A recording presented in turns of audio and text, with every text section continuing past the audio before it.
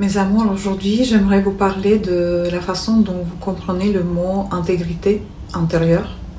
Ce mot rebute souvent beaucoup de personnes simplement parce qu'il semble abstrait. Pourtant, son sens est très simple.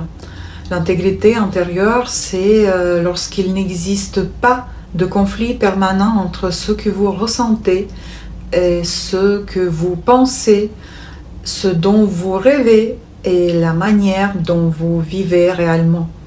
Chez l'être humain, tout devrait être harmonieux et uni. Autrement dit, vos pensées devraient être en accord avec vos idées, avec les valeurs qui sont importantes pour vous à cette étape de votre vie, ainsi qu'avec vos actions. Lorsqu'une personne agit à l'encontre de ses propres valeurs, elle finit inévitablement par être malheureuse. Et dans ce cas, il ne peut être question d'intégrité intérieure. Des contradictions commencent alors à apparaître en permanence à l'intérieur d'elle-même.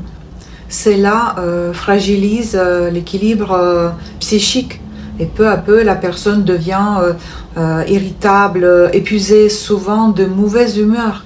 Elle se sent en conflit avec le monde entier et a l'impression que tout va de travers. Elle ne s'aime pas vraiment. Elle cherche constamment à changer quelque chose en elle, à l'intérieur ou à l'extérieur d'elle-même. Elle essaye sans cesse de se corriger, de se transformer, sans parvenir à s'accepter telle qu'elle est. C'est une lutte permanente contre soi-même. Et le corps joue justement un rôle essentiel dans cette intégrité intérieure. Une personne doit disposer de suffisamment d'énergie pour accomplir ce qu'elle souhaite vivre. Le corps doit rester en ressource. Le corps, l'âme et l'esprit. Lorsque l'âme désire une chose, que le mental en affirme une autre, et que le corps est déjà épuisé, par ce conflit intérieur, l'être humain perd une immense quantité d'énergie. La fatigue apparaît, l'irritation, le doute, et cette impression que la vie avance dans une direction qui ne lui correspond pas vraiment.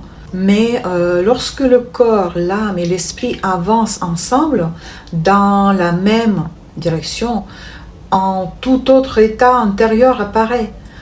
Plus de clarté, plus de force intérieure, plus de confiance dans ses décisions. C'est pourquoi il est si important de s'arrêter de temps en temps et de se poser une question tout simple. La manière dont je vis aujourd'hui correspond-elle réellement à ce que je ressens au plus profond de moi ? Le schéma vers la force intérieure ne commence pas lorsque l'on cherche à devenir quelqu'un d'autre. Il commence lorsque l'on rassemble à nouveau toutes les parties de soi pour redevenir un tout entier.